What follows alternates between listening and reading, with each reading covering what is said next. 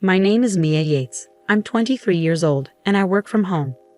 I have a nice older brother who is 5 years older than me. He's engaged to a woman named Natalie, who is 26 years old. Natalie is very different from me. I'm not great at talking to people, but Natalie is outgoing and makes friends easily. Natalie has become close to our parents and often visits our house without telling us beforehand. Today, she showed up at our door without calling first. When the doorbell rang, my mom knew it was Natalie and welcomed her in. Natalie came into the living room with my mom and said, "I'm here." Then she looked surprised when she saw me. "Mia, you're still home?" she said without even saying hello. I told her, "I'm working from home." But she just said, "That's enough. You need to get a real job." I didn't know how to respond, so I went back to work without saying anything. My room is special to me. It's soundproof, and I designed it myself. With my parents' permission, of course. I pay for everything. It's like my own private castle, so I keep it locked and don't let anyone else inside.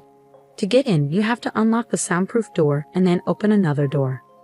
When I got inside, I let out my frustrations by yelling. I was annoyed that Natalie didn't understand that I was working.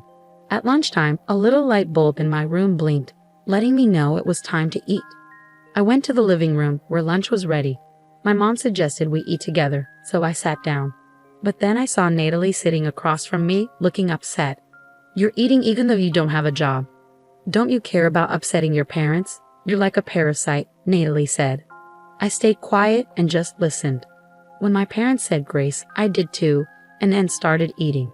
Natalie didn't seem happy that my parents didn't scold me for not having a job. "Natalie, don't worry about it. Mia's our daughter, and we'll take care of her," my dad said, trying to reassure her. But Natalie wasn't convinced. She kept on expressing her worries. "I can't feel sure about marrying into this family if things stay like this," she said, still angry. My parents tried to calm her down, saying, "Just marry into our family, everything will be fine." But Natalie wasn't happy with their response. She kept on talking about her concerns. "I'm still not reassured. What if you two can't take care of Mia anymore? Do you expect me or our future kids to look after her?" she said, assuming that I'd always depend on others and never do anything for myself. I stopped eating and felt upset by what she was saying. My mom tried to defend me, saying, "Mia does work, you know. Don't worry about her," but Natalie wouldn't stop worrying. At 23, just look at her. Braided hair, thick glasses, always in sweats. "Who would believe she's working like this?" Natalie said, clearly frustrated. I tried to defend myself, softly saying, "How I look doesn't affect my work." But it seemed to make her even more upset. "Then what kind of job do you do? Tell me," she demanded, staring at me angrily. I was so scared that I couldn't speak. My mom stepped in, saying, "Mia's job is private to our family. I'm sorry, but we can't discuss it." Natalie got up and stormed off, saying, "So I'm not part of this family, is that it?" I felt bad for causing a scene and apologized to my parents. My dad reassured me, saying, "It's okay, Mia. Just do what makes you happy," with a smile. After dinner, I felt a bit better and decided to talk to Natalie about my job after my brother's wedding. I brought it up during the meal, and my parents seemed to think it was a good idea. Later in the evening, after cleaning up, I went grocery shopping with my mom while my dad took care of the garden. When we got back, we found Natalie crying in the living room with my dad comforting her. My mom asked what was wrong, but Natalie was too upset to answer. My dad told us he heard a loud noise from inside the house while he was in the garden. He pointed to a crowbar and hammer on the table. I realized right away that something had happened to my room and rushed to check it out. When I got to my room, I saw that the door was badly damaged, like someone had tried to force it open with a crowbar and hammer. I felt frozen, a mix of shock and fear taking over me. My dad called my brother, who promised to come over as soon as he could. So I decided to stay in my room until he got there and tried to calm myself down. While I was waiting, I called my company and got permission to tell my future sister-in-law about my job after she married my brother. When I saw the light flicker in my room, I knew my brother had arrived. When I stepped out, I was surprised to see him already at the door. He apologized for startling me and didn't look at me but at the damaged door. I could tell he was probably shocked by what Natalie had done. I told him not to worry, that I would replace it myself, but he insisted that Natalie would take care of it. He took my hand and led me to the living room, where Natalie and my parents were waiting. As soon as we walked in, my brother confronted Natalie, saying, "I never thought you were capable of such violence." Everyone was shocked to see my usually calm brother so angry. He insisted, "You need to apologize properly to Mia and fix the door." Natalie started crying and kept saying, "I'm sorry," to my brother, but he interrupted her, saying, "This apology isn't for me," and gave her a stern look. I told my brother it was okay, but he kept his eyes on Natalie. She turned to me, knelt down, and apologized, promising to make things right. I accepted her apology and decided to move on from the incident. But I was curious why she did it, so I asked her. She said, "I thought if you didn't have a safe place, you'd have to get a job." Hearing this, I debated whether to tell her about my job before the wedding. But I knew it went against company rules, so I stayed quiet for now.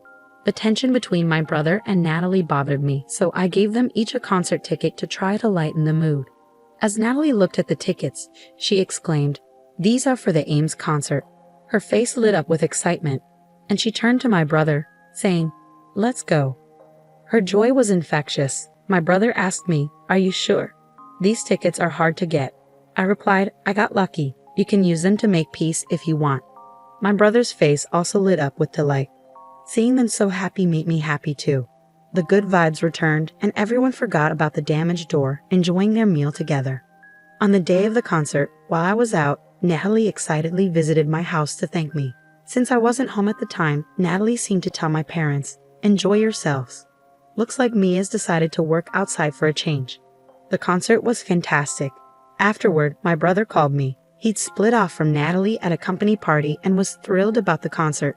He mentioned that Natalie was a huge Ames fan and had always wanted to attend their once-a-year concert. He said she was over the moon about finally seeing them live. On the way home, Natalie couldn't stop talking about how amazing Ames was. When I mentioned I was glad we patched things up, my brother surprised me by saying, "The soundproof door we got as compensation cost $7,000. I just replied, "Sounds about right." He was shocked, saying, "Wow, that's expensive." I explained to my brother that the components for a soundproof room are expensive, which surprised him even more. He mentioned that Natalie felt the $7,000 expense for the door, but the concert made up for it. I felt good about giving them the tickets, especially since my brother and Natalie seemed to be getting along.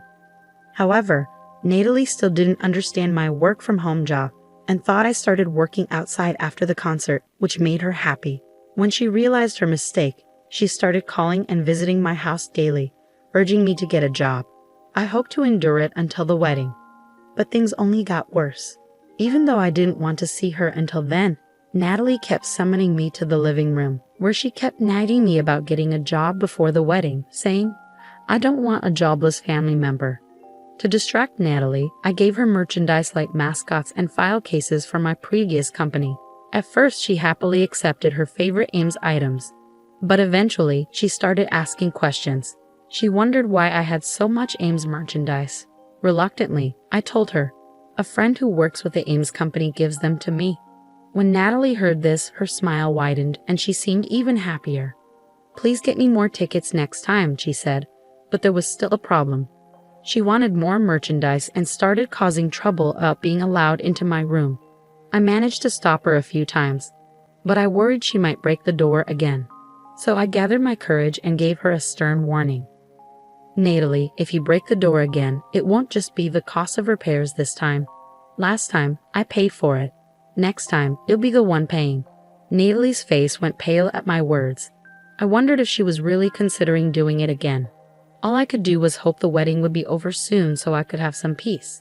Even after that, until the wedding day, there wasn't a single day when Natalie didn't visit or use the call light. I lost count of how many times I yelled enough already in my room. I tried talking to my brother about it, but he seemed resigned, saying, "I've told Natalie over 100 times that Mia is working, but she doesn't seem to listen to me." In my mind, I thought, I wish my brother would get as angry as he did when she broke my door. But I knew he was busy with wedding preparations. He had mentioned he needed to finish a ton of work before the wedding so he could go on the honeymoon. So I didn't have much hope in relying on him. I had to give up and deal with Natalie on my own. Finally, it was the day before the wedding. As expected, our parents spent the day together, so the four of us had a fun night reminiscing and looking at old photo albums. It was nice to spend time together as a family after a long time. I mentioned, When I get married, my brother will have his own family, so we'll just be the three of us with our parents the day before the wedding. It'll feel a bit lonely. But my brother reassured me saying, "No, I'll come here and spend the day with you." I was glad he said that. In that peaceful moment, his phone rang. It was Natalie calling. He answered and then handed me the phone, saying, "Natalie wants to talk to you." When I answered the phone, Natalie said, "Hey, something's going on with Ames. There's a big announcement tomorrow. Can you ask your friend who gives you the merchandise what it's about? What if she's quitting or taking a break?" Apparently, Ames' agency had announced on social media that there would be a major announcement the next day. I didn't want to be bothered during my family time, so I simply said, "I don't know," and hung up. My brother felt the same way and turned off his phone. When our dad said it was time to go to bed early, my brother bowed deeply and thanked our parents for taking care of him. He said he was ready to be happy with Natalie. Mom joked, "That's what happens when women get married." My brother laughed along with the rest of us, and we ended the night before the wedding on a light note. Finally, the wedding day arrived. I told my family I'd be a bit late in the morning, and they headed to the venue without me. When I got there later, I went to the waiting room to congratulate Natalie. I knocked on the door, and there she was, the beautiful bride, all ready for her big day. Just when I was going to congratulate the bride, she suddenly changed into a scary monster.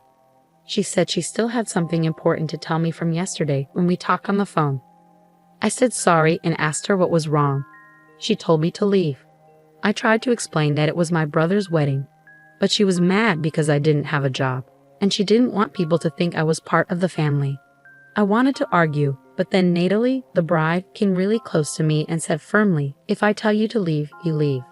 Then she slammed the door shut. I felt really sad and went to a room they set up for me. There, professionals did my makeup and hair, and I changed into the nice dress I bought for the wedding. But I knew I wouldn't be able to go. While I was getting ready, my parents called. I told them what happened and promised I would still celebrate in my own way, even though I couldn't go to the ceremony. The wedding started without me, but I watched it on a screen in the room.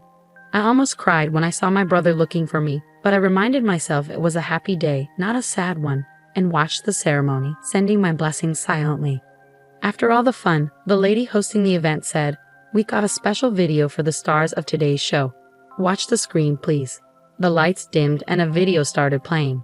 Everyone in the room cheered when they saw Ames, who Natalie adored, appear on the screen with a message. "Surprise, it's me, Ames.